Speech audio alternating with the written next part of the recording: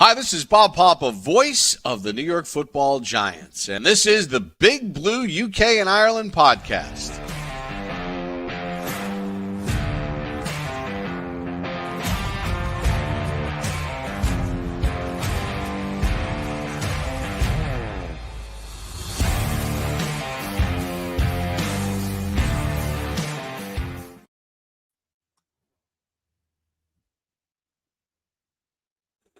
I'm on mute.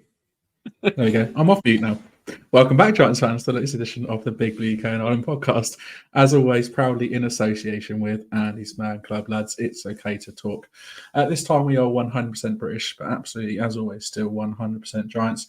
Kev's busy working, so I'm joined by Shane and producer Craig as we continue to look at this year's top prospects in the draft, focusing on the big guys up front on defense this week, the D-line and edge being the topic of conversation. That's how we're doing.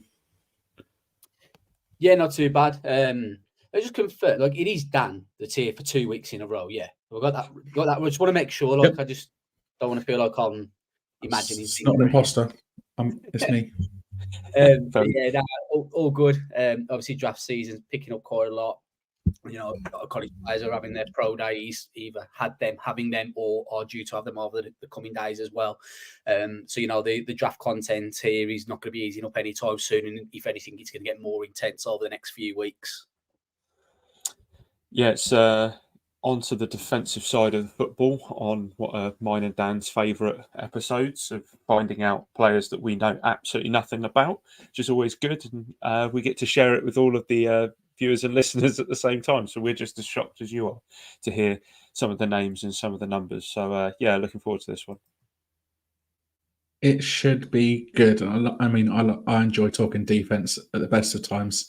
I'm looking forward to this one as well as you are, Craig. And obviously, as promised last week, we'll be revealing our draft night plans, or some of them anyway, later on this evening. So make sure you stay tuned for that. And yes, yours truly, this mug right here, was on a certain German Giants video that was launched yesterday, day before. Couple of days ago. Day before yesterday, wasn't it? Yeah. So yeah, famous right here. And Steve, intern host. What are you talking about? No, it's good. It's just good to be back. I've had a pretty rubbish day, so it's been looking forward to this all day. So yeah, should be a good one. As usual, let us know your comments. Let us know your thoughts. Feel free to throw us some questions as well, and we'll do our best to answer them. And you can check out all of our social media platforms and our merch store. Follow the links in the description and give us a like and a share as well on your platform of choice. Before we get into Shane and Kev's, although Kev's not here, Craig's going to go through Kev's top prospects. This past week saw the annual NFL owners meeting taking place in Florida. Craig, what's Mr. Mara been saying? Quickly, just before we go, me and lads listen to the pod for a while. The first live show tonight. Welcome, my friend. Get involved. Any questions? Let us know. So let's crack on. Yeah, John Mara was up first. The annual meeting between the league's owners, general managers, and head coaches, commencing with both Dable and Shane taking their place in the yearly school photos, as I'm coining it, with Brian Dable doing his best Ashley Cole impression by just hanging on at the side there. Wasn't it last year he was like ridiculously sunburnt, and now this year he's like right on the side? Before we get into that, is it me or has Dave slimmed down a little bit? Little bit more svelte, maybe. Not using the off season to pig out. No, he's in the maybe gym, mate. Should get into him. Maybe a bit of pressure. So that kicked off on the Sunday. Monday, however, had a bit more of a serious look as two of the three groups were available for interview. And in the case of John Mara, the meeting's pretty much the only chance Giants fans get to hear from him now. So what was said? Firstly, Mara conveyed confidence in both Dable and Shane, saying that despite last season being a huge disappointment to him, especially coming off of a playoff year, he expressed that he still believed that the Giants were heading in the right direction. But obviously, until the team starts winning again, not everyone will buy in. Regarding Dable, Mara did admit, of course, that there were times that he wishes his head coach would tone it down a little bit in reference to his perceived outbursts, but believes it's more down to him getting excitable in games. Also adding that that Mara was in team meetings and he sees how he acts around his coaches in his office, and he always maintains his cool there. And then lastly, the hottest topic that Mara was asked about was if he would support Shane and Dave's taking a quarterback. Jordan Renan reported that his response was, if they fall in love with a quarterback and believe it's worth the number 6 pick or moving up, I would certainly support that. But also did reiterate that he is still in Daniel Jones's corner and believe competition at quarterback would be a good thing. Has a perception of being a meddling owner amongst most of the Giants fandom on X. Do you feel like his comments kind of show that he has faith in Joe Shane in the upcoming draft to allow him to do what he wants as opposed to taking over Shane? Yeah, to be honest with you, I think he has all along. I mean, I know what fans say about him meddling. I don't think he meddles. I think he's probably just asked his opinion at times and he's given it. Or, like, let's face facts, he's the owner. If he wants to tell Joe Shane, I think we should give DJ an extension. Joe Shane doesn't have to do what he says, but he's rightly going to voice his opinion, just like all of us do that talk on the podcast, and all the listeners and viewers do in the comments. Everyone's entitled to their opinion, and I'd probably say, nobody's opinion matters more than anybody else's. Everyone's got that right to opinion, but the owner's probably just got that little bit more of a right to have an opinion than anybody else. So I do believe all along he's just left Joe Shane to it, but I wouldn't be surprised if it's more Joe Shane asking John what he thinks rather than John just piping up uncalled for as to what he thinks. I mean, you see the videos in the draft room when they're in the war room when on draft night, and he's there, but he's never like front and center. And I don't believe he's there saying to Joe, "Oh, Deontay Banks is there. I think we should take him." He asks his opinion. I believe he's been sat in on some of the meetings with QBs that we've had hosted over the last couple of weeks as well, because he wants to see what we're potentially bringing in as the owner. Like, if anyone's got anything more to lose than, the GM and your head coach, it's going to be your owner. So yeah, I think there's faith for him. Dan, what are your thoughts on John Mara? I mean, he's got to have faith in the GM, right? Otherwise, he wouldn't be in the job, surely. I think he's got full faith in Joe Shane. Like Shane said, right, he's not as if he's one of the sort of main cast members when it comes to draft night. He's supporting cast. He'll sit back and he'll sort of see what's going on, and obviously they'll ask his opinion, what he thinks of all different prospects. But I think they do trust him. Remember, what we see on the outside is completely different. Or what say completely different. It's a snippet of what goes on the inside. What comes out in the media and what's seen in the media and heard in the media is probably 1% of all the conversations. Not even 1% of all the conversations. All of these different things that go on internally, in-house, that we don't get to see any of. So I know people say that John Mara meddles. At the end of the day, there are worse owners out there. Let's look at Carolina's owner, for example, in David Tepper, right? Could be worse. So I think, in all honesty, John Mara, he's going to be disappointed in last year. I don't know that anyone wouldn't be disappointed in last year, and I don't know until the proof is there that the team's sort of heading fully backwards. I can see that trust in the GM being there. But the one thing about that you said about Dable as well, about maybe you should tone it down a little bit. Why does he want to tone it down? Don't tone it down. I want to see that Dave's rage all the time on the sideline. Who doesn't love a good old Dave's death stare, right? So that just shows his passion for the game. That just shows his passion for the job, and he wants what's best for not just the players around him, but the team as well. So yeah, maybe I'm not a big fan of that tone the Dave's down comment, but yeah, I think overall John Mara. I mean, he signed my helmets, so I like the guy, but he's he's definitely got trust in the GM. So Shane, on to Shane.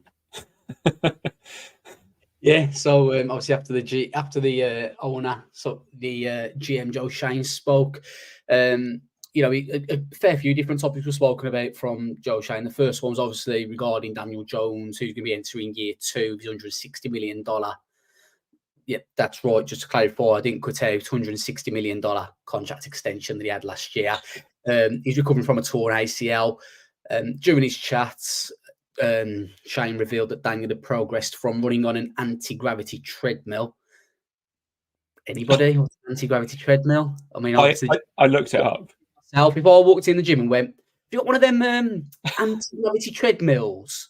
I don't think I'll get an answer. In all honesty, I feel so what? Aren't they like sort of suspended midair and they basically like run with no like weight? Yeah, it's almost like an inflatable over. Weirdly, I've got treadmill in the background there. Maybe I should have made something, shouldn't I? But it's like we want a demonstration. Yeah, it's like an inflatable that goes over the top of it, and then I guess there's a harness in the top because he kind of just sits in it. So I'm guessing, yeah, he's like suspended, but so that's holding his whole weight, and then he's just running essentially. Yeah, it's a new one to me anyway. Absolutely mental. And now he's, one of the mortals. He's running on land now with the rest of us. He's gone from running on anti-gravity, and now, like us mortals, he's running on land. But he said that he expects him to be ready for the start of training camp in July. He was also asked about the status of Darren Waller, who is still contemplating retirement. We've all got a lot of things on our mind, and retirement's obviously a big one for Darren. He didn't reveal if there was a deadline on the decision, but he will free up 7.3 million cap space if he does decide to retire. Dan Duggan from The Athletic did mention in his tweet about this news that 3 weeks ago, Waller had said he would be making his decision pretty soon, but the Giants, are surely going to be hoping that it's kind of prior to the draft, because 3 weeks later is not pretty soon, in my opinion. But maybe that's just me. And then finally, Shane was also asked about Evan Neal, saying that he will remain at right tackle and there are no plans to shift him to guard. This likely means that newly signed Jermaine Illuminor will start training camp at guard. So obviously 3 bits of news there about 3 different players who've got different things to prove this coming summer. And one of them, if he's even there this summer. What do you make about Shane's remarks about all 3 players, Dan? I mean, let's start off with DJ.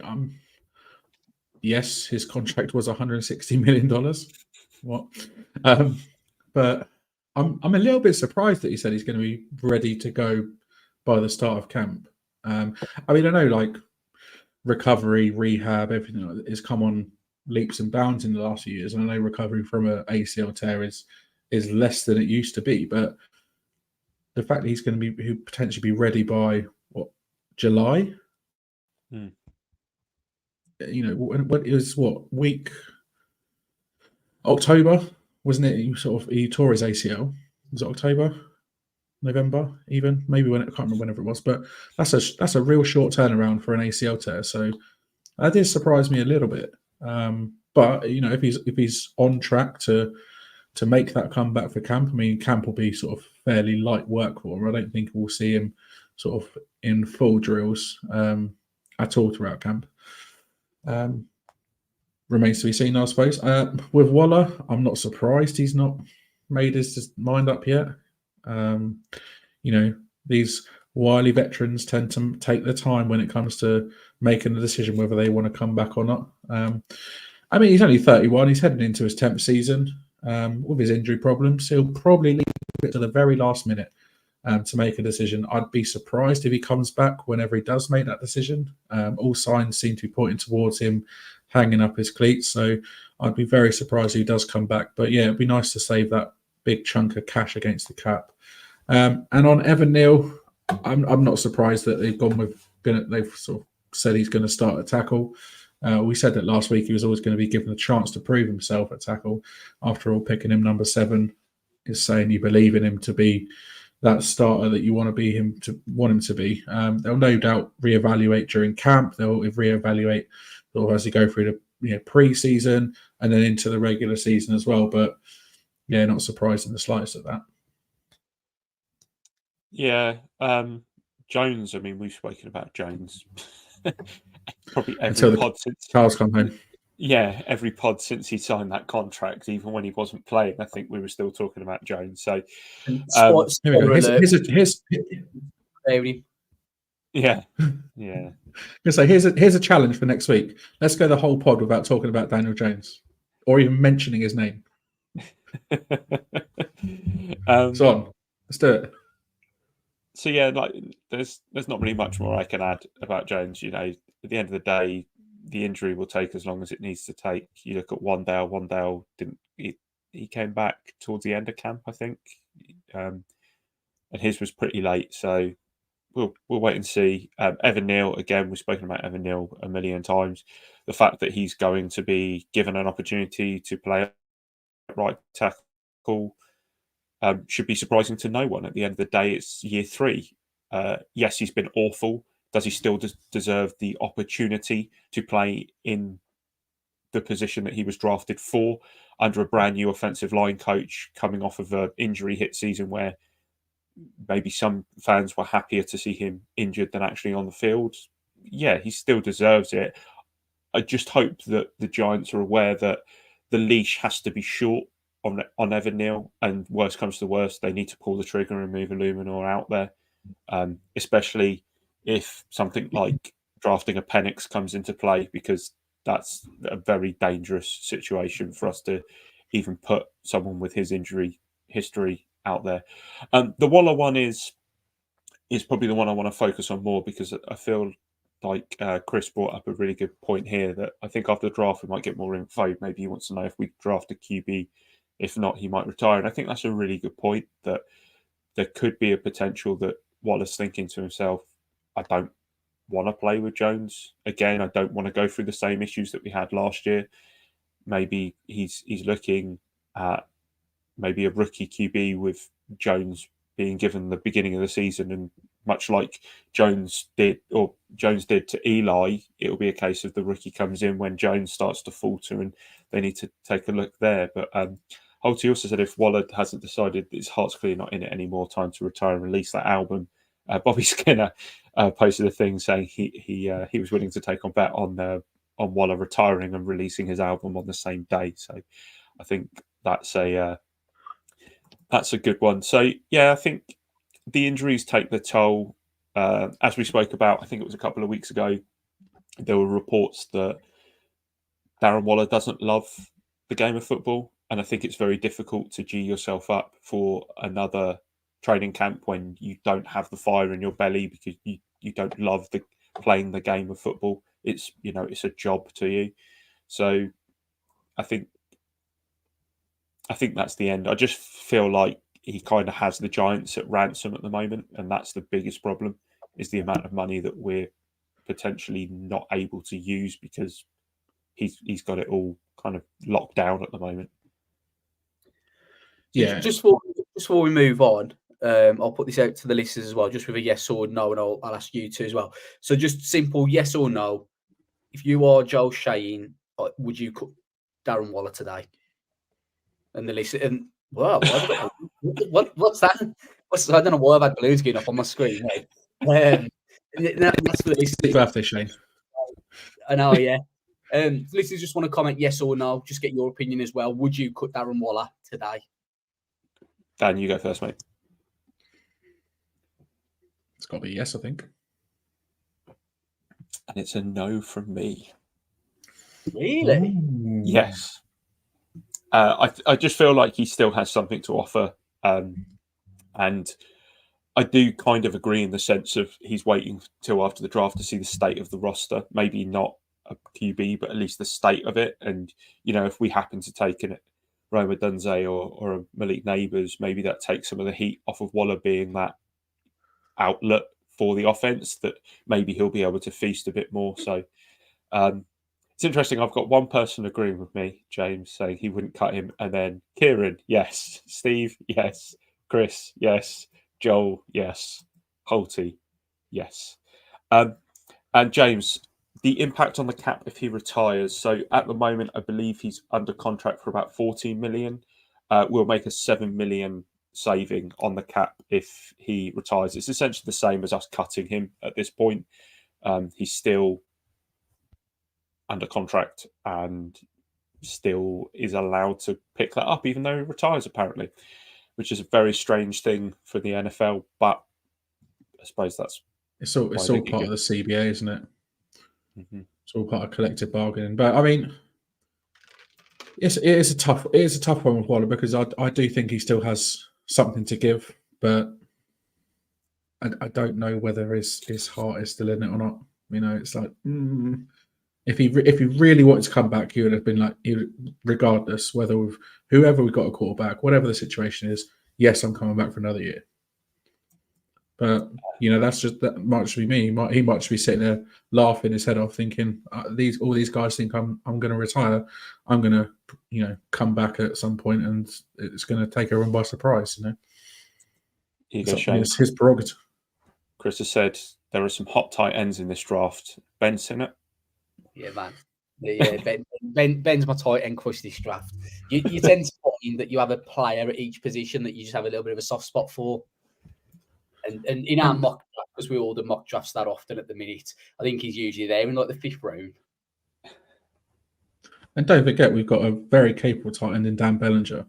You know, he proved he was capable in his rookie year. So, you know, there's plenty more to come from that story, no doubt. Moving on finally with the annual meeting. Well, not finally, because there's another bit coming as well. Coach Dable had a few things to say as well.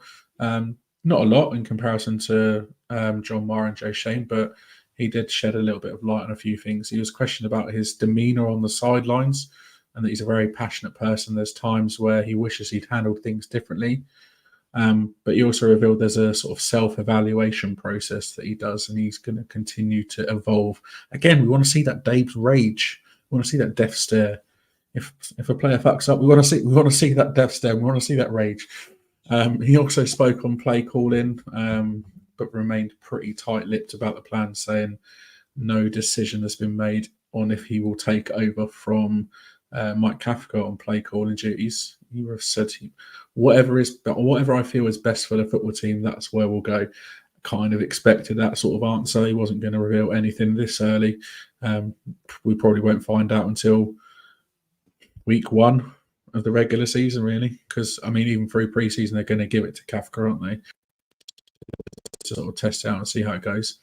And then lastly, the first time he answered questions about the new DC, Shane Bowen, he said part of the attraction was that he'd done a great job in the running game the last few years at Tennessee, in the red zone and on third down as well. So, you know, he's coming into the team with some, you know, high praise there from a head coach. So let's hope he can live up to that praise. And a lot of people also noted that Dave said a few times that Bowen was a good teammate, which some have taken as a bit of a sly dig towards Wink from last season, because was he a good teammate? Interesting. But yeah, not much given away by the coach there, which doesn't surprise me, but there are still sort of those rumblings of friction between Wink and Kafka. But do you think Kafka will take having the play calling away from him potentially, Craig? Do you reckon? I mean, you know, Holty's pretty much said, yeah, Dan Duggan says Dave was calling plays this year. I was watching the Talking Giants podcast earlier that they had Dan Duggan on, and yeah, Dan was pretty adamant, you know, that this is a case of you've been given the assistant head coach role. There's your little pay rise. This is probably what's going to happen, and you're just going to be sitting in on the meetings and, you know, learning how to be a head coach, because at the end of the season, regardless of what happens, you're probably either going elsewhere to be an OC or going elsewhere to be a head coach. So, you know, Dable probably feels that he's on the hot seat, and thinks that he really needs to call plays and kind of hold the destiny in his own hands. You know, at the end of the day, if he's going to go down and the ship's sinking, he's going to be the person driving the ship. So it does make sense in that sort of area, I guess. Just one other thing on that, Dan Duggan did say that he was pretty pissed off with Daves, just because of like how little he gave away, especially seeing as like, you know, after the season finished, it wasn't really a question and answer session. It was more of a kind of like, here's the state of play, see you later. And then Bowen got appointed, and then at the combine there wasn't really a question and answer session with Daves, and now this is the first one. And they tried asking him about the past, and he went, well, you know, the past is the past, and the future's way off yet. So when they were asking about, oh, is Illuminor going to be starting at tackle, he was like, well, you know, we'll get to that when we get to it. And I think a lot of the beat writers were just a bit annoyed with Daves and just how little he was giving away, and the fact that, you know, it's a 45-minute breakfast interview essentially, that didn't really give many answers. What do you reckon, Shane? How do you think Cav will take it if it's taken away? Yeah, I mean, he's not really got much choice in all honesty. Like, I think like Craig says, like Dave's Dave's on the hot seat this year. It's as simple as that, you know. There's no beating around the bush. I think Joe Shane's on the hot seat a little bit. I think, you know, if we have a bad season, I think Dave's is probably going to be gone, and Shane can probably ride the wave a little bit and get another opportunity, whereas Dave's isn't going to get another opportunity. So, you know, I think it is a case, and Dave knows this, and I think, you know, you can tell he knows this by the answers he was giving in his interviews, that there's no messing about this coming season. You know, he's literally got to have his game head on constantly. You know, he's right. The past is the past. There's no point talking about the past. Like, it's gone, it's done. That season's gone. Whatever. And you know, I suppose he doesn't want to get saying too much, and I think he's very much kind of fully aware that he can't afford another poor season. The only thing I think could potentially save him is if they do end up drafting a QB in round one, and I think that can maybe blag it a little bit there. That, look, we've drafted a quarterback, let us mould him. Let me do what I can do with quarterbacks. You've seen what I've done with Josh Allen. You've seen what I've done with Daniel Jones that 1 year. You've seen what I did with Tommy DeVito. So, you know, he can sell that, you know, look, I've drafted my QB, the QB I want. Let me mould him. Give me another year. So, and we'll talk about this loads over the coming weeks. It will be interesting what the Giants do in round one, or maybe even later on in terms of the quarterback position. But, you know, let's not make no mistakes about it. Dave is fully aware that he's on the hot seat, and I think realistically, us as a fan base kind of know he is as well. And I think if people are saying that he's not, I think you need to have another look, in all honesty. I think they're in denial. Yeah, I think it's sort of unanimous is that I think Daves will probably be the play caller come week one, right? Mm-hmm. I can't see there being any other option. Cool. Well, all right. There are some rule changes as well, Craig. Yeah, get ready for the wall of changes, essentially. So, yeah, another part of the yearly owners meeting involves the rules, and this year there have been a large number of changes agreed on. So let's take a quick look at them. Coaches will now be able to have a third challenge available to them if they have one successful challenge. Previously, the coaches had to win both challenges in order to get a third one. The league has expanded where they're allowed to use the use of replays to make sure that calls are correct. New additions include plays where the quarterback was down or out of bounds, or whether the play clock had expired prior to the snap. The much discussed hip drop tackle has now been banned. This is likely to cause much confusion in season and has already had players from both sides of the ball in uproar. JJ Watt, RG3, and the Giants' own Jason Pinnock have already expressed their opinions on the ruling. The NFL have explained the rules as a player can no longer grab a runner with both hands or wrap the runner with both arms and unweight himself by swiveling and dropping his hips and or lower body, landing and trapping the runner's legs at or below the knee. If caught performing this type of tackle, it will be a 15-yard penalty. Clear as mud, right? So you can't... Yeah. You can't grab them, but you also can't buckle. But also, if you land on, if you land on their legs, is that a foul? Like, if you don't land on their legs, is that okay now? Like it's going to be a horrific. The first few weeks, we're going to see some absolutely horrendous calls on that one. And if you thought pass interference could determine a Super Bowl, you wait until Patrick Mahomes gets a free first down, trying to get a first down. Mate, the amount of free first downs he's going to get this season. Absolutely. On something that is more exciting, let's put it that way, new kickoff rules that mirror what the XFL used last season. The kicker will now line up at his own 35, while the rest of the coverage team will line up along the receiving team's 40.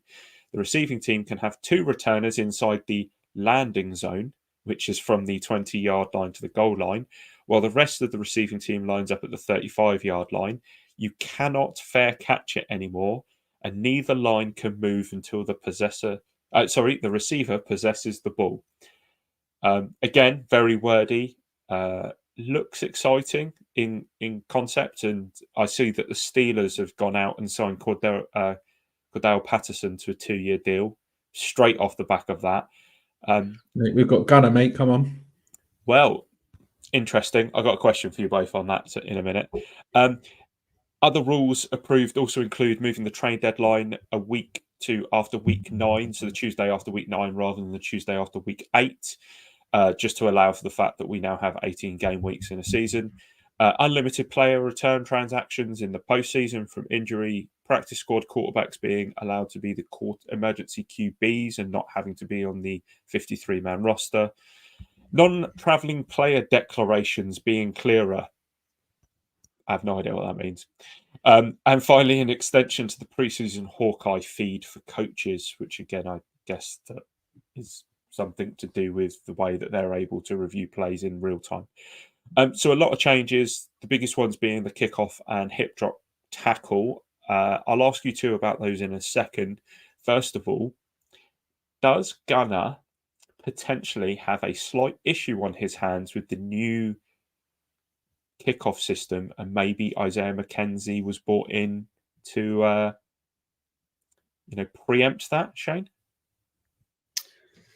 I don't know. I mean, do we maybe turn around and say we keep 2 specialists? If you can have 2 back there, leave Gunner and McKenzie back there. I'd rather that than see McKenzie and Eric Gray, for instance, like, or maybe we'll do something stupid and put Deontay Banks back there. You know what I mean? Like, maybe the plan is to have 2. Maybe the plan is to have 2 specialist returners on the roster, and then you're kind of confident that either way you've got someone there that can return it.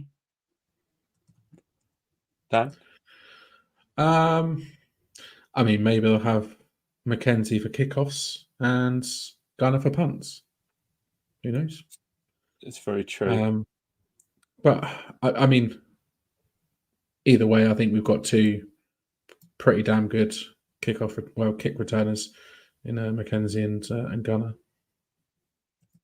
So, yeah, I mean, there's been a lot of love for the kickoff rule and how it worked in the XFL, and it does look a lot more exciting. And as Chris said there, some of the plays in the XFL were amazing. They had to do something with the kickoff, didn't they?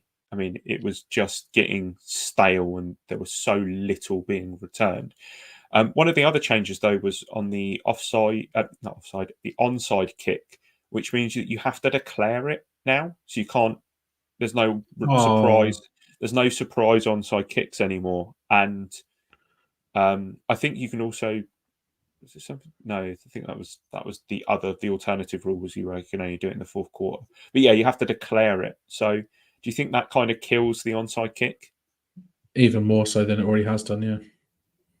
Yeah, definitely. I mean, in terms of the general kick, the general kickoff rules, I'd rather this than lose it completely, because that's essentially what the path it was going down. It was going down the path of there's going to be no kickoffs. So you're literally just going to kick the ball and no one's ever going to return it. So at least kind of this way, it keeps it a little bit exciting. I mean, I know we've not done it very often. We've only done it once in the last few years, but everyone loves a kickoff being housed 95, 98, 102 yards, whatever it might be. There's nothing more exciting than that. And so, at least this way, we've still got the potential for that to happen, and I'd rather that than it go.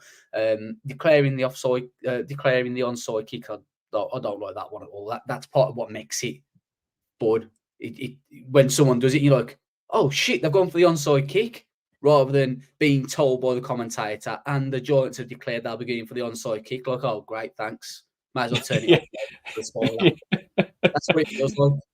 Yeah, absolutely. So Kieran said, considering the amount of tackles we missed last season, the hip drop tackle might not actually affect us that much. And Holty said that last year there was an average of 1 hip drop tackle a game over the season. So obviously, maybe not the numbers that we expected. Your thoughts on that? Because obviously, the NFL PA, they've come out and said, we're the ones that play the game. Why don't we have a say in stuff like this? Yeah, I think the way I see it is, it's stupid, it's shit. Like, you just look at some of the roughing the passer calls you get.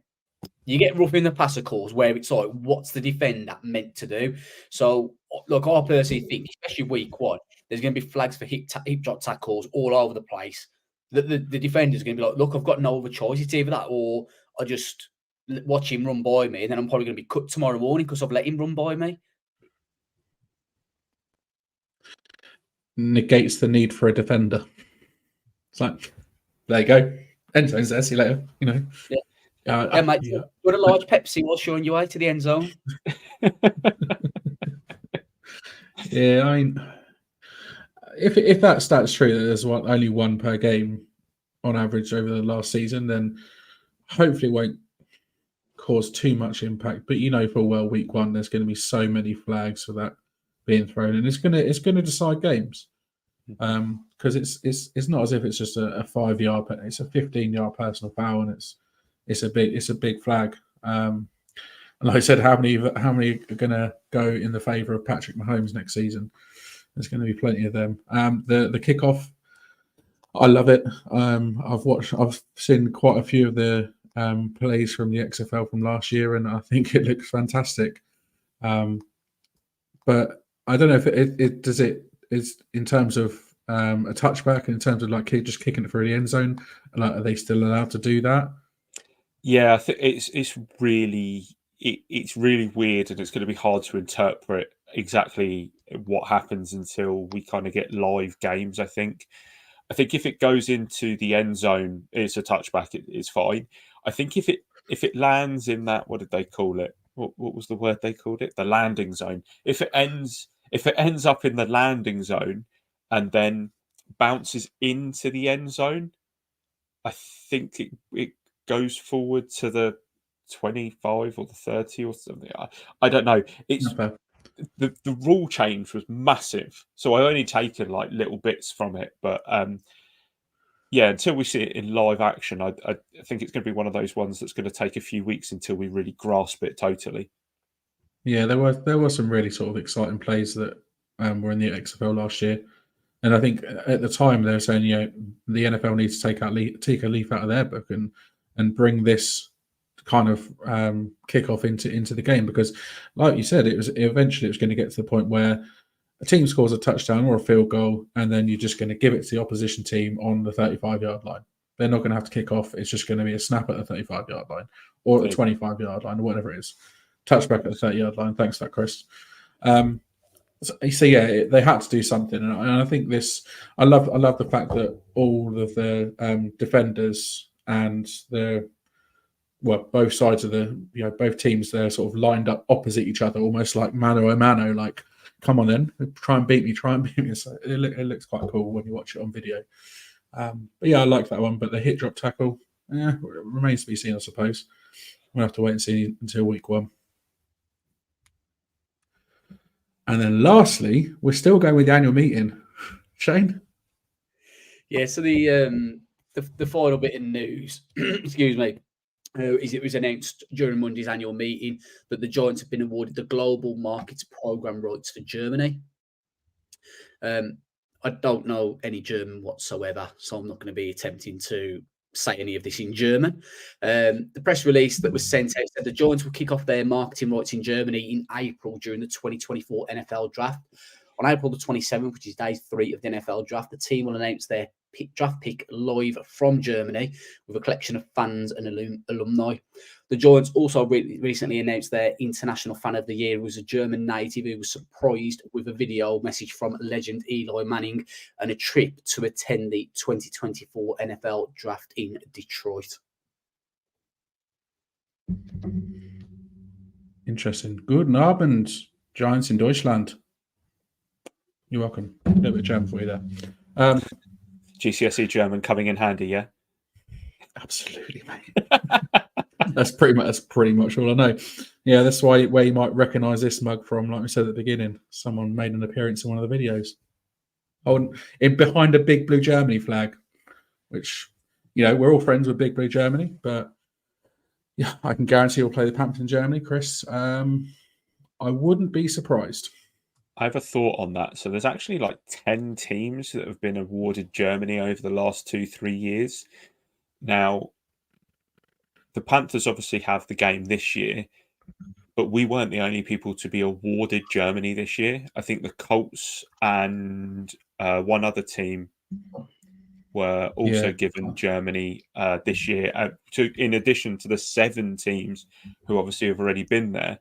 And I think there's only 2 or 3 teams that have played in Germany out of those 10. So, it's a 5-year deal. So is there a possibility we play the Panthers there this year? Yes.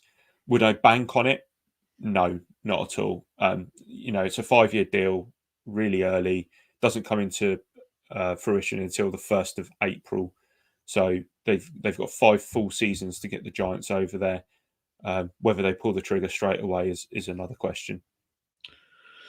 Yeah, I think at some point over the next 5 years we'll see the Giants in Germany, but it could be any point in those 5 years, and it will be wonderbar. Just looking at it, Seattle have expanded to Germany. Steelers have expanded to Germany. These are all teams that were already had some form of existing relationship going on. Patriots already had one with the Patriots, and then added to Germany was ourselves, Detroit, and Indy. Yeah, there we go. So it's a big chunk of teams. I mean, James, yes. We would very much enjoy that. Yes.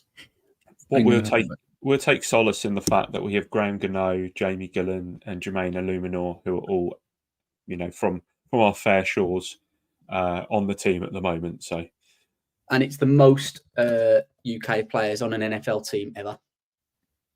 Oh, didn't know that.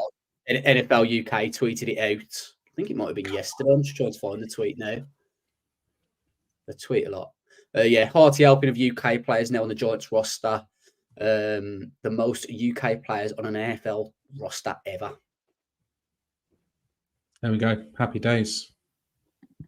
Giants, baby. Let's do it. International Giants obviously expanding, so it's a good time to be a Giants fan.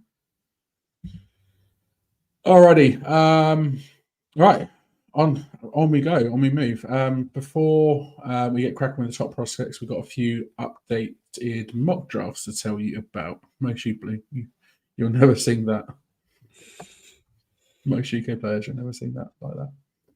We've got a few mock drafts updates for you.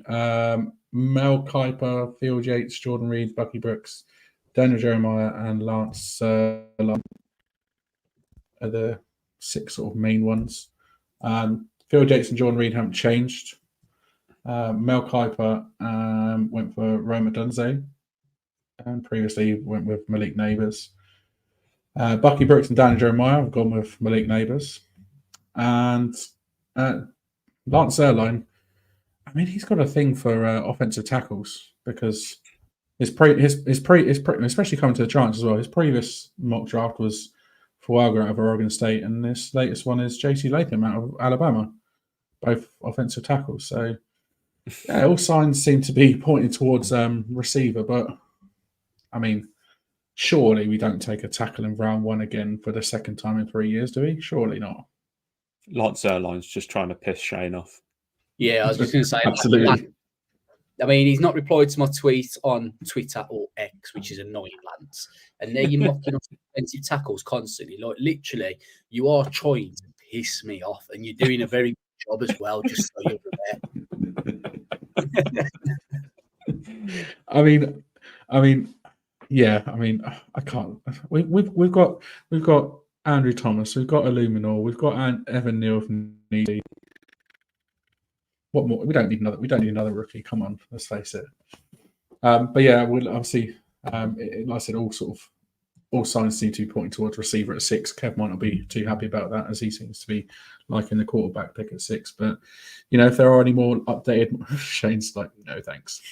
If there are obviously any more mock updates, we will bring you those as and when they come in. All right, then it's time for me to take a back seat as it's draft prospect time. With Kev not being here this week, like I said, Craig is going to go through Kev's list on his behalf. All right, then, without further ado, defensive line, those big guys up front. So that's great. Over to you. Kev is Craig. So neither Dan or Shane has seen these, and as we did a few weeks ago, Shane and Kev have kept their top 5s secret, so Kev won't find out Shane's top 5 until he watches this episode. Can I just ask? Can you do Kev's top 5s in an Irish accent, please? No, because I don't want to be cancelled, and it will happen. Good answer. Let's go with it. Right, so here is Kev's top 5 at the defensive interior position. So he has gone. We'll go 5 to 1. Can Dan please announce number 4, please? Yes. Okay. So number Shut 5 up, man. Come on. Number 5 is Darius Robinson from Missouri. Dan, here is number 4. Let's see how far your German gets you now. I'm going to go with Ruke Orororo. You sound like a dog or something. Orororo. That's what it looks like. Orororo. No, you're not far off, to be fair. Apologies if I've absolutely murdered your name, Mr. Ruke from Clemson. Closer than I thought you would be. Is it Rook Horo? A row. Your boat gently down the stream. Haro. Number 3, Trevonte Sweat. Number 2, Jerson Newton. And number 1, Byron Murphy II. So, Shane, before we reveal yours, I have some context from Kev, and I'll read it straight from the message that he sent to me. Darius Robinson could potentially be seen as an edge guy.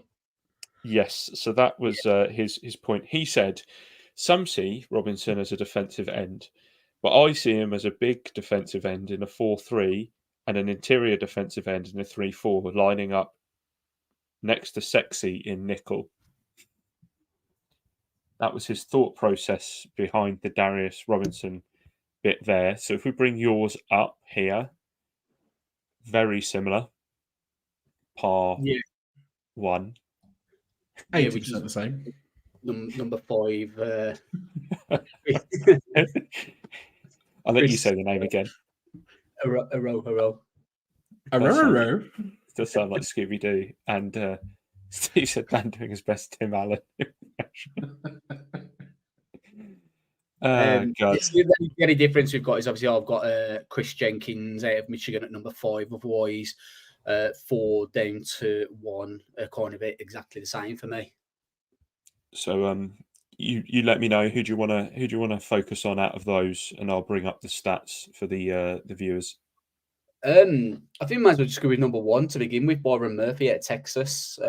He's a player who I think probably up until about 3 or 4 weeks ago, I had him as DT2, and I had Johnny Newton, as he's known as, rather than Jazan.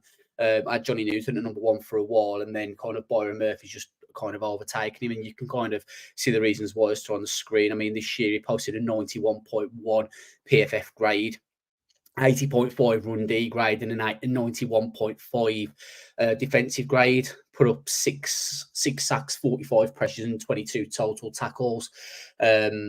this is for a guy 6 foot 297.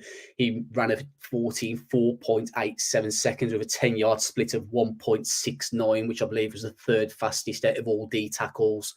He's an absolute beast. The idea, Chris knows he's awesome, to be fair. I mean, I think we might have spoke about it. I think it was on air last week or off air about the idea of doing a potential trade down and picking Byron Murphy up kind of in the 20s to partner with Dex. And that partnership would just be like, salivating at the mouth at the thought of that, of Brian Burns, sexy Dexy Byron Murphy, and then Thibodeau. He'd be absolute beast. But you can kind of see stats from last year as well. He still produced. Granted, he didn't get as many sacks. He only had the one sack, but he still put up 20 total pressures, a respectable run D grade, still above 80s, and a pass D grade of 75.4 last year as well. So there's been one question. So before we go into any of the other sort of prospects, no Fisk.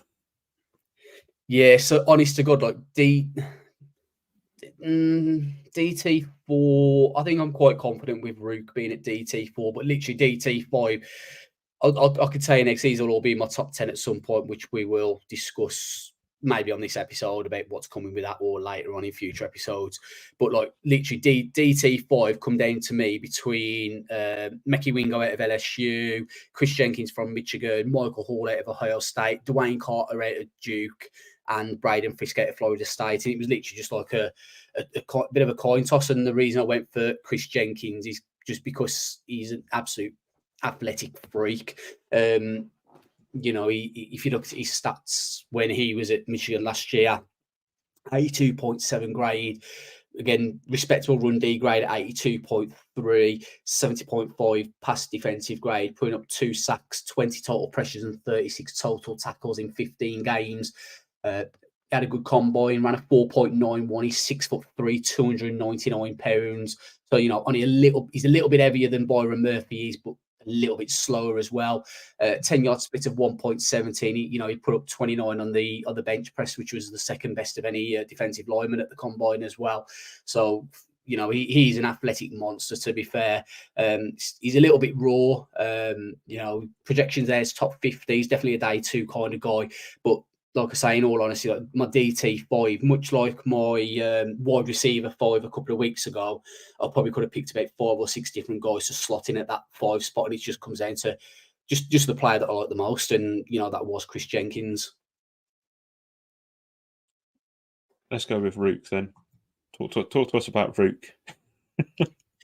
Yeah, again, he's another one who he's definitely a day 2 pick. I think he's probably going to be someone who's kind of draft capital has probably risen over the last few weeks, to be honest, and will probably rise a little bit as we go in towards the draft. Again, he's another one who's kind of rapid relay, 294, 6'4", 294, ran 4.89. He actually put up the quickest 10-yard split of any defensive lineman at the combine with a 1.67. And he had 12 games this year, 5 sacks, 4 hits, 17 hurries. He had 1 pass batted down. Needs to develop a little bit more as a pass rusher. Obviously, putting up a 66.9. It's not horrendous, but that's probably the one area where he kind of needs to improve when he's drafted into the NFL.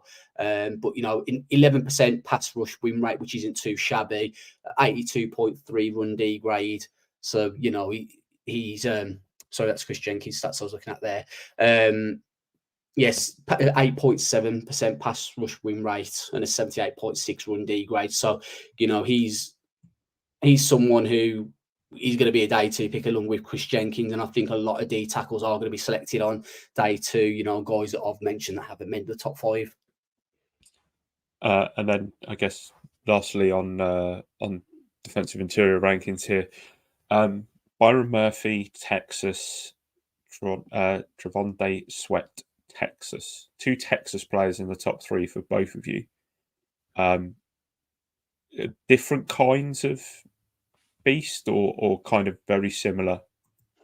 Yeah, I mean, I'll just give you 2 stats on him. So Byron Murphy's 6 foot 297. Trevonde Sweat is 6 foot 4, 366. He's a big boy. You can see it there in that picture. Yeah. I mean, holy crap. Yeah, he's prototypical nose tackle, isn't he? Yeah, he's probably not going to be like much of a fit for us because of we've got Dexter, but okay, he ran slow at 5.27, but he's fucking 366 pounds. I mean, I'll probably run a 5.27 and I'm not 366 pounds. You know what I mean? But he had 2 sacks last year, 3 hits, 26 hurries. He had 6 passes batted down, which was the most in the draft. And I mean, you throw in the fact that he's 366 and then he's a run D grade was a 92.0. He's just your proper, like Dan says, prototypical nose tackle. I think he's going to be a monster in the NFL, to be honest with you. I'll just be interested to see who ends up drafting him, where he goes, and how they utilise him. Nice. Dan, any questions from you? With my friend that I'm not going to murder his name again, obviously being out of Clemson. Another, Giants interior defensive lineman, probably one of the best players on the team, ex-Clemson, Maybe that little Clemson partnership there, maybe. One big man leaving the other. No, I think you could learn a lot from him as well, to be fair. Like I mean, Rookie's a little bit, not undersized, he's a little bit lighter, 6'4", 294. So he probably would go well alongside Dex. Obviously, Dex is that big body, nose tackle kind of guy. But, the one thing that Rook kind of struggles with and needs to develop on is his pass rush. And for a big guy, Dex has got damn good pass rush. So he could learn a lot from him, to be honest. Exactly. There we go. Nothing else from me. Not on that one. So I guess we'll move on to Edge. Shane's is up first. So Shane, you can walk us through your top 5 there, my friend. Yeah, so at 5, I've gone for Chris Braswell out of Alabama. 4, I've gone for Chop Robinson from Penn State. 3, go on, Dan. Let's hear the pronunciation for number 3. Why are you doing this to me, man? I mean, that one, it looks easier. Latu. Yeah, spot on. Latu. 2, Dallas Turner, Alabama. We need to make this a feature, actually. Every week. Please do. Gladly. Number 2, I've had Dallas Turner out of Alabama. And then at number 1, Craig can be happy now. He can smile. I finally put a Florida State guy, not just in my top 5, but at number 1. And that's Jared Verse.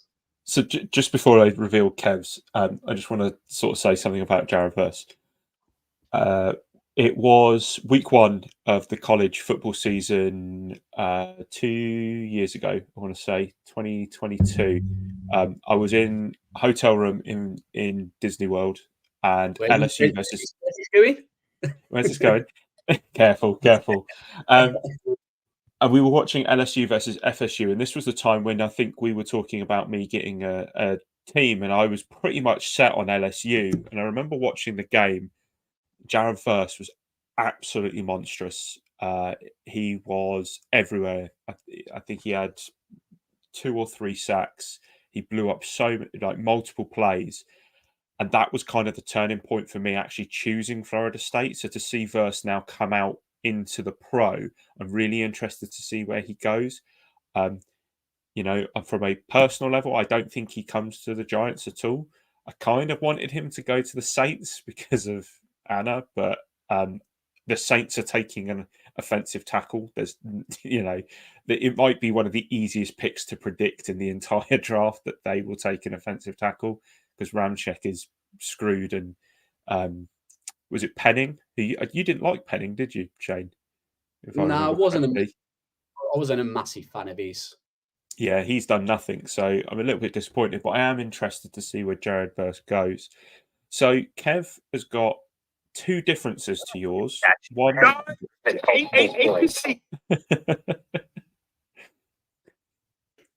Shane's doing research as we speak.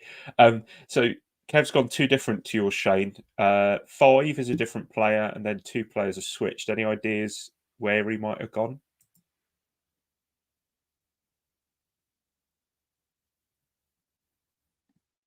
Bear with me, I'm just having technical difficulties with music being played on websites I'm on.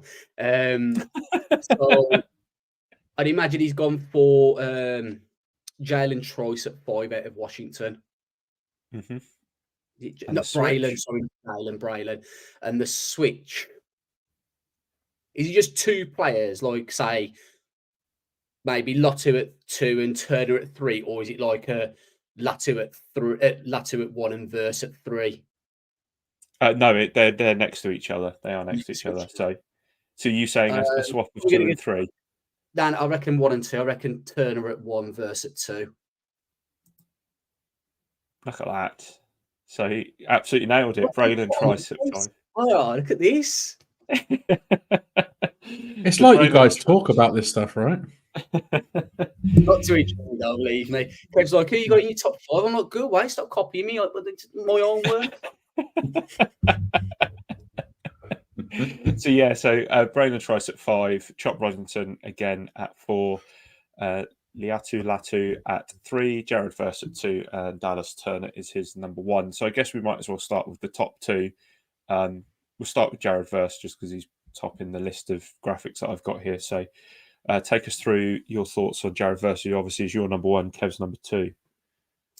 Yeah, I mean, in all honesty, the top 3 I interchanged so many times, and the reason I went with Jared Verse at number 1, it come down to something that I've mentioned a few times when we've spoke on air, and it was just the eye test. I had Jared Verse number 1 throughout the college season. You know, that's not knocking the other 2 guys. I think they're absolutely great edge rushers, and like I say, all 3 can make an argument for being edge 1 in this draft and in most people's rankings. But for me, it was just the fact that I was high on Jared Verse going into the season.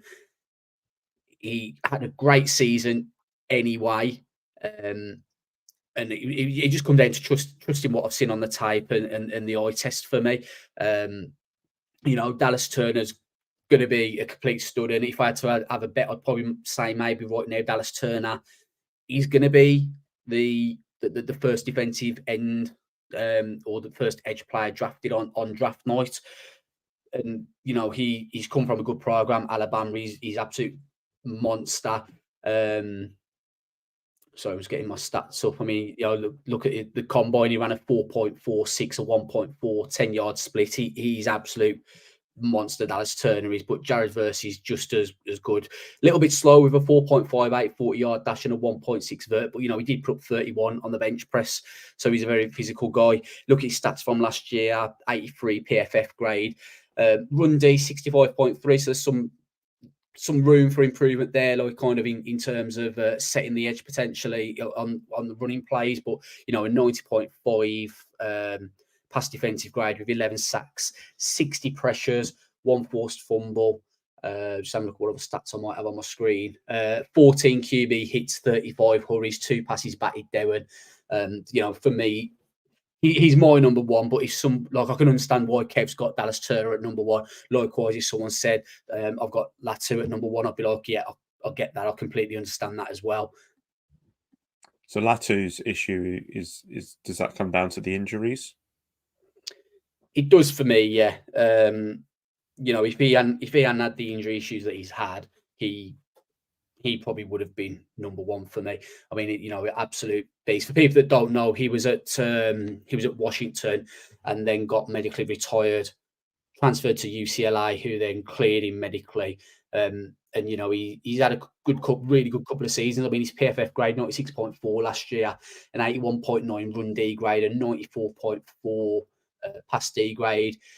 12 games played, 15 sacks, 11 hurries, 38 QB, 11 QB hits, 38 QB hurries, pass rush win rate of 24.6%, which is absolutely insane. And, you know, even last year, you know, he put up a good run D grade, and you can kind of see that he improved his run defense compared to what he did last year. But, you know, it just comes down to the medical issues. And, you know, hopefully for him, he went to the combine. I mean, I'll find out what he was medically retired for, because I've got it in my notes here. But yeah, that's the only reason why he's not at 1 for me. So if you have a quick look at those notes and find out. So once Shane's revealed that, we'll let him put the Penn State hat on and talk about Pork Chop, or Chop Robinson, as he's now known, because he doesn't want to be called Pork Chop as an adult, which is I mean, wasn't that a cartoon character? Pork Chop. Yeah. Yeah, I think it was. There was something that I saw about Chop Robinson. He was called Pork Chop by his mum from a young age because he was born at 14 pounds. 14 pounds. Good God. Yeah. So that is why he was called Pork Chop. I mean, I dread to think what that birth was like. Right, over to Shane. Yeah, so in terms of Latu, he didn't play in 2020 or 2021 due to a neck injury. The UW doctors would not clear him and said they had to medically retire him as a result of the neck injury, saying it'd be too dangerous for him to continue playing football. He then retired in 2021 and remained at Washington. And then he entered the transfer portal and went to UCLA, where he was cleared to play by their team doctors. So, the 14-pound baby, Chop Robinson. Yeah, I mean, Chop Robinson, he should be in the first round, in all honesty. Whether he could potentially drop out, but I think that'd be a travesty, to be honest with you. I mean, you look at his stats; he put up a 90.8 PFF grade this past year. In 2022, he put in a 90.6. And if you just look at his stats this year, he played 10 games, had 3 sacks, 5 QB hits, and 18 hurries, which doesn't seem like a lot, but he had a 92.3 pass rush grade, which equated to a 20.9% pass rush win rate, which was the second best of any edge guys in this draft class. Again, a little bit like Craig, I was kind of hoping maybe the Giants might nab him in round 2 blocks. I think he's probably going to be taken in round 1. And I think what was his name now, Craig? Because I remember when you fell foul of what his actual name was, didn't it? Demian or something. Yeah. Chops. Yeah, his official name, because you fell foul. I think it's Dominion or something like that. I don't know the pronunciation. Yes. But yeah, I think you fell foul thinking, who's this guy that I've missed in all my Yeah, it was. I was looking at him, I was like, God, this guy's got absolutely insane stats. How is he not being talked about? Demian Robinson? So again? Demian Robinson? Yeah, that's his actual name. But yeah, I think Chop Robinson is a really, really good player. I think in all honesty, he's probably going to be most people's edge 4. He's not quite as good as the top 3 all interchangeable. But I'd say for me, there's kind of your top 3, then you've got Chop Robinson, and then again, I feel like I keep saying this, your edge 5 is just what your flavour is. Everyone's going to have a different edge 5 because there's that many different ones you could potentially have. For me, Braylon Choice was in it until last week, and then I decided just to make the decision, gut instinct, what I'd seen on tape of Chris Braswell. I think he's an edge guy who's really been kind of underlooked, in all honesty. So I put Chris Braswell in at edge 5 for me, and his stats are there on the screen. 80.9 PFF grade.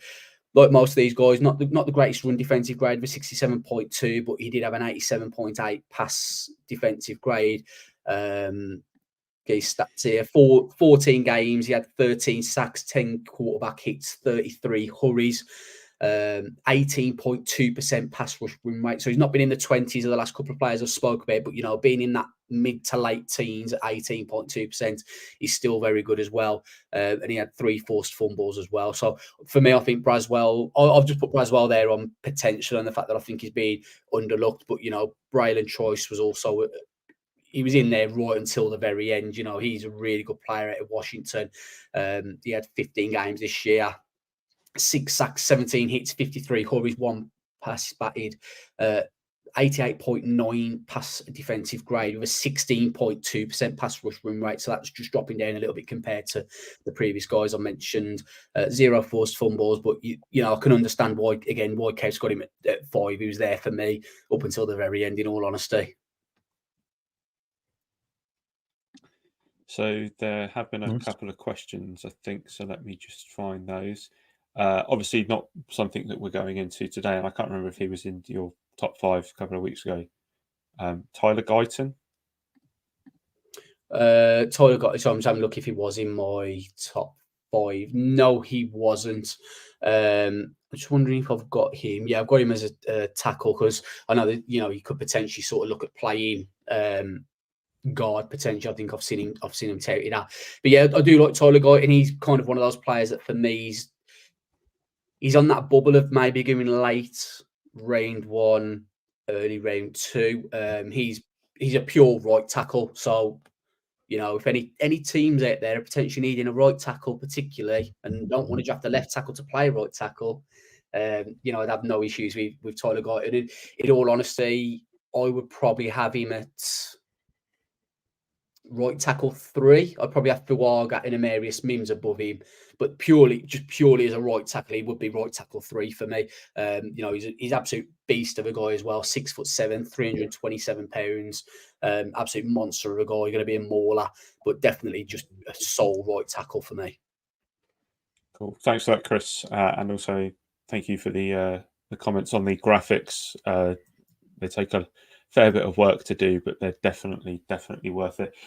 Dan, you can take this one first, and then Shane, and then I'll take this one. So Holty's asked, I have a 2-part question if you guys have time. Who do you think we take at 6, and who do you want us to take at 6? I'll leave that one up on screen so we remember. Who do we take? Depends who's available. In all honesty. Dave's. I mean, I've got the bald head to go with it. Who do I want us to take at 6? It is between those 2 receivers, Neighbours and Roma Dante. I think if either of them are there, I think it comes down to who they prefer. I think at the moment, everyone seems to sort of be trending Malik Neighbours a little bit more than Roma Dunze, but it's a toss-up, really, isn't it, between the 2? Shane? Yeah, I mean, I'd absolutely love Malik Neighbours. I've been on record saying that if we draft Malik Neighbours, I will purchase his jersey off the back of drafting him. I think he's going to be a stud. When he had his unofficial pro day today, I think, was it a 4.35 he ran? 4.35 unofficial, yeah. Yeah, we was talking about his RAS, his relative athletic score. I think, was it a 9.89 or something that I said he'd come in at? 9.88, I think it was. Ridiculously high, yeah. Yeah, I mean, he put up a ridiculous vert, a ridiculous broad jump. His 40 time was absolutely spot on, and 4 threes is what you were kind of hoping to get from him. That's exactly what you got. And his 20 and his 10-yard split were absolutely mental as well. I think he got a rating of like 9.99 for his 10-yard split. I absolutely love Malik Neighbours, to be honest with you. I wouldn't hate Roma Dunze. They're definitely 2 different types of players, in all honesty. I think for me, I think we would benefit more from what Neighbours can bring to the team than what a Dunze can. But I'll be happy with either of them, in all honesty. What do I think we do? I think we'd probably take a wide receiver. I think it's going to cost too much to move up to second QB. There's going to be no QBs worth taking at number 6. So that's where I'm at with what the Giants may be doing. Unless Drake May falls.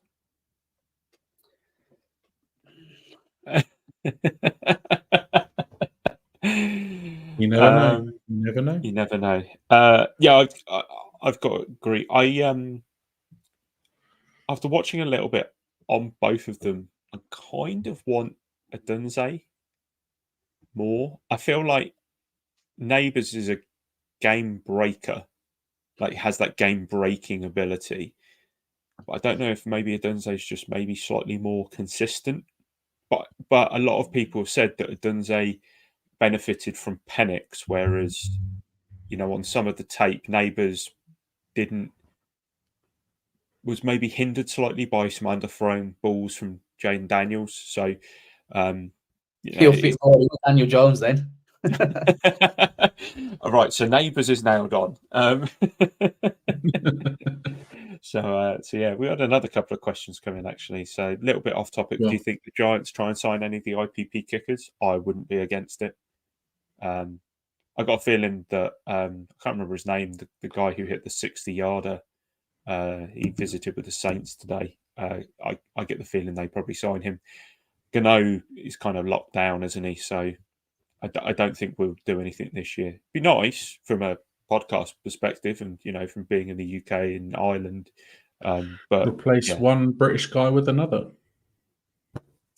With the Scot, illumine all the Englishmen, the Scotsman in Gillen, and then an Irishman at kicker. Just opens the door for Louis Zammit, right? Yeah, exactly. He's the Welshman. And then Shane, just your opinion on this one: draft a wide receiver at 6, get Rattler, punt on the season, and then draft a vet next year in Dak Prescott. Are you in or out?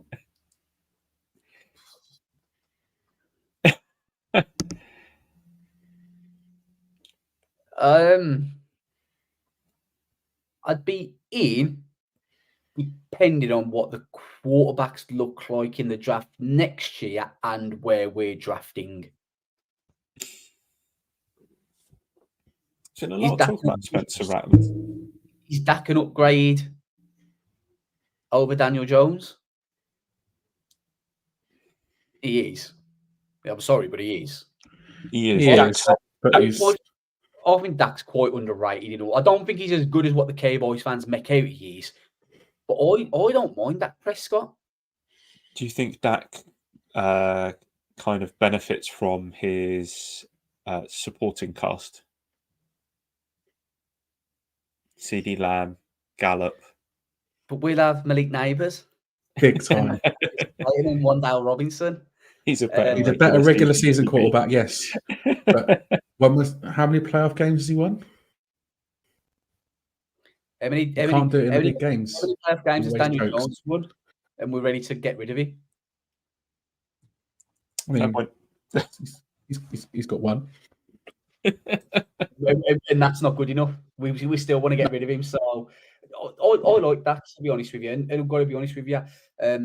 Some of the stuff he does off the field looks really like there's been a few things where he's met kids that have got disabilities and that, and he seems like a proper genuine down to earth guy. Considering he plays for the Cowboys, who are very arrogant and big headed, he looks like the complete he doesn't seem like a Dallas Cowboy when you see his stuff that he does off the field.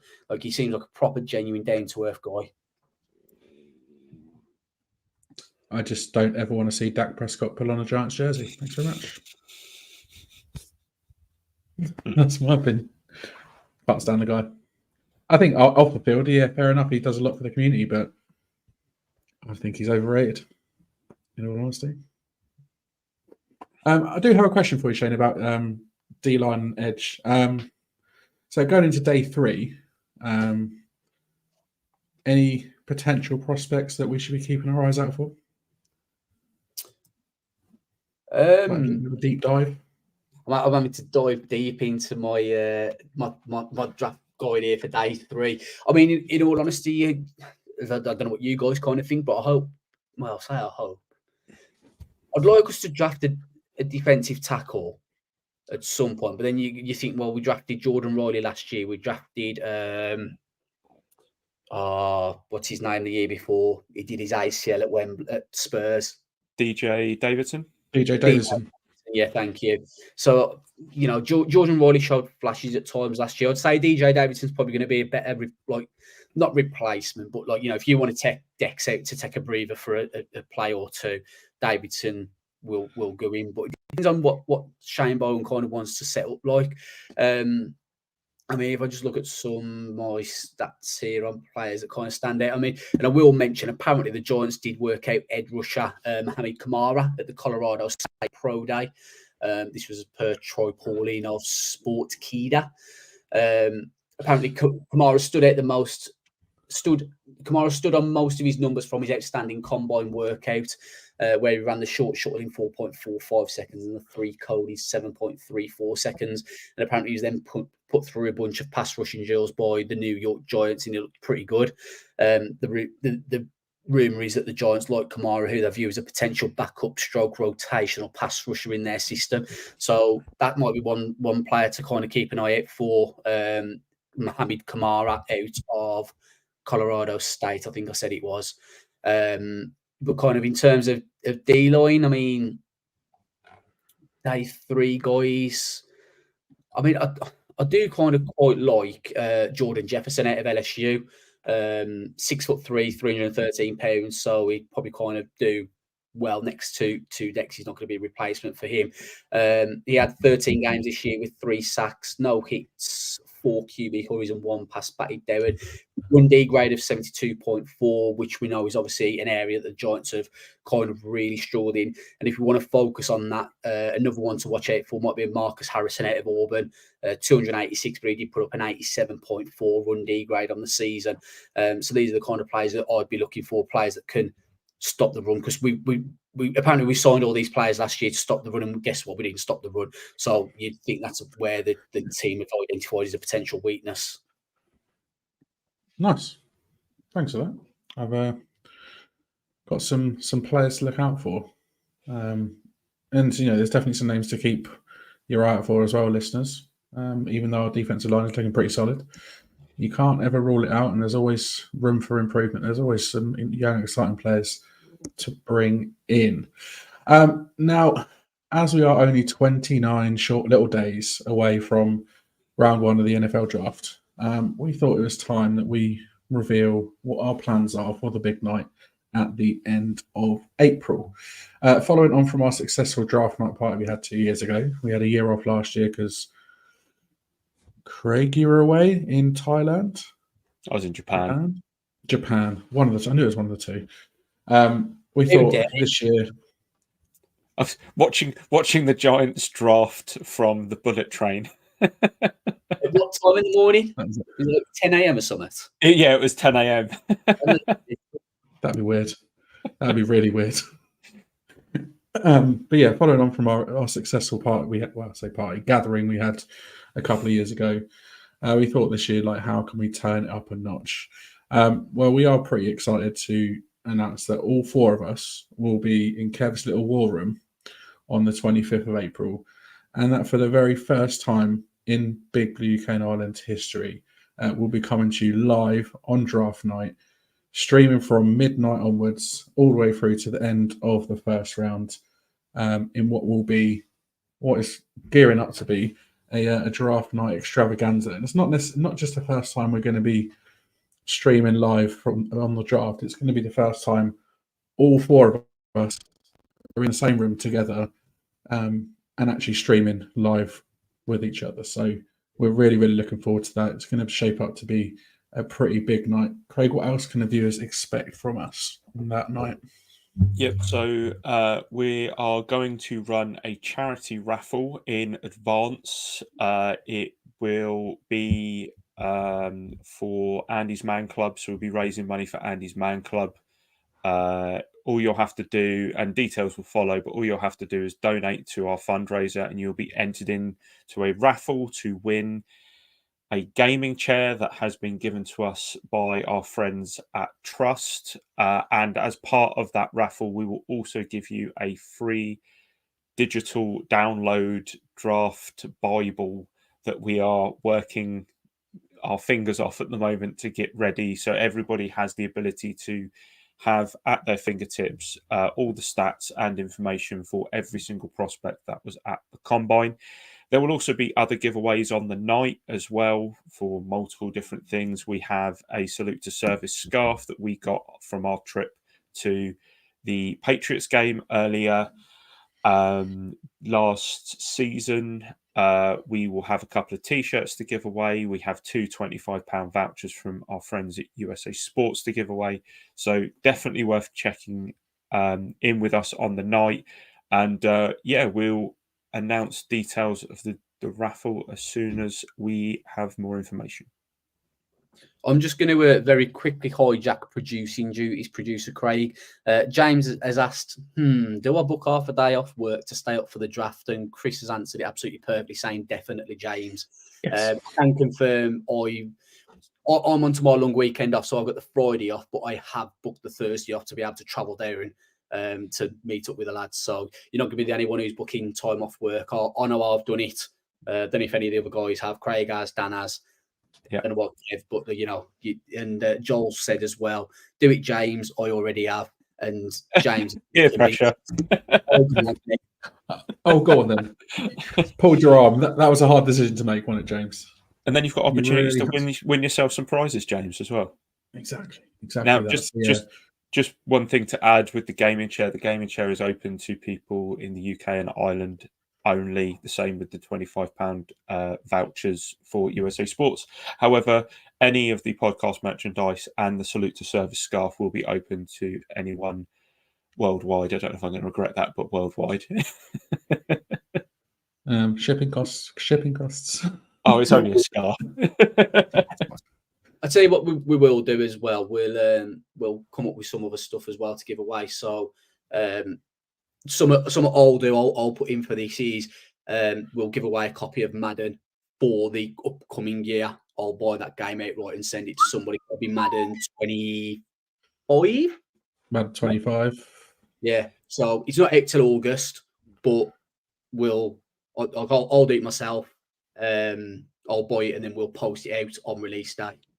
So, Chris, this isn't a meetup per se. It'll be a live stream, much like this, but we'll have a nice little table in front of us, and it'll be focused on us. So, feel free to obviously just have it on a laptop or on a mobile device or something like that, and obviously watch the draft itself on the big screen and just kind of listen along and get what our thoughts are. But there will be meetups. God, Steve's never happy, is he? He's never happy. Day 2 or 3 plans. Steve? I can answer this question. Day 3, Sheffield Wednesday away. Steve, you should know that, mate. Come on. Shocking that you didn't know that. I mean, I'm sure he did. And in terms of live meetups, I mean, I don't know, like, maybe 2025 we may have a meetup in Green Bay potentially. Say what? But no, we're mega excited to, like I said, not just be live streaming on the night, but all actually be together as a group for the first time ever streaming live. So we're really looking forward to it.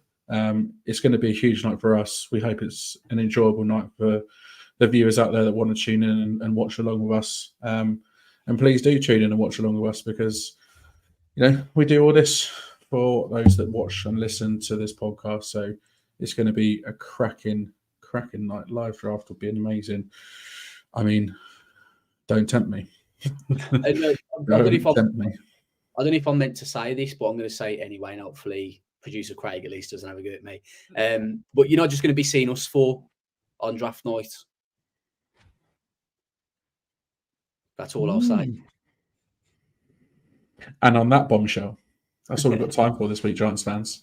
We'll be back next Tuesday at the usual time of 8:30 as we round out the top prospects on defense, looking at linebackers, corners, and safeties. Make sure you join us there. We might even throw in a few more sprinkles to the draft night extravaganza that is shaping up to be. So looking forward to getting back on next week. Anything else to add before we go, guys? No, just it's been really good chatting, kind of talking about the defensive guys now. Like I said earlier on, the draft content's only just going to ramp up from here. We've got safeties, linebackers, cornerbacks to come. That's without even mentioning the mock drafts that we're going to be doing. If you were listening to us about 12 months ago, you've already got a bit of an idea as to how our mock drafts tend to work and what we've kind of got planned. It's going to be very similar to that. We're doing mock drafts 2-3 times a day each, randomly posting them in. We've done mock drafts where the Giants trade up, trade down, and stay where they are. So if you guys listening, watching, do any mock drafts, feel free to tweet them out to us, and we'll get retweeting and let other people see what you want to do, and get mock drafts sent in to us, because the content for mock drafts will be ramping up over the next few weeks. Yep, it feels nice to have the draft plans out there. All we've got to do now is work on that draft Bible and get it finished, because it's only like 300 prospects. But yeah, we've got a framework. It's looking really good, and I can't wait for you guys to have it. And yeah, 1 month to go. Yeah, 1 month to go. It's the final countdown. We're very, very close to it. There's lots of work to do before we get there, like you said, but we're mega looking forward to it, and we can't wait. Like you said about posting mock drafts out there, there's a challenge. The most outrageous mock draft you can produce. Tag us in it, and obviously we'll have a look at it and maybe have a few laughs and bring it up on the pod at some point. But yeah, a really outrageous mock draft would be quite funny and interesting, I think. Just for context, Kev did a mock draft today, just purely Notre Dame players. Oh, you get more outrageous than that. Yeah. Shane and Kev will be the judge. There may be a prize for the winner. Just putting that out there, maybe. As usual, it's great to be back. I'm second week in a row I've been back since my extended breakaway, and it's a joy and a pleasure to bring this to you every week, viewers and listeners. So we look forward to next week, and we look forward to the end of next month as well. As I said at the top of the show, you can check out all of our social platforms and our merch store by following the link in the description. Give this episode a like and share on your platform of choice. As ever, my thanks go to Shane and to producer Craig for joining me, to you, the viewers and listeners, for tuning in. What was that? Team on 3. 1, 2, 3. Team! We are signing off. Until next time, let's go Giants.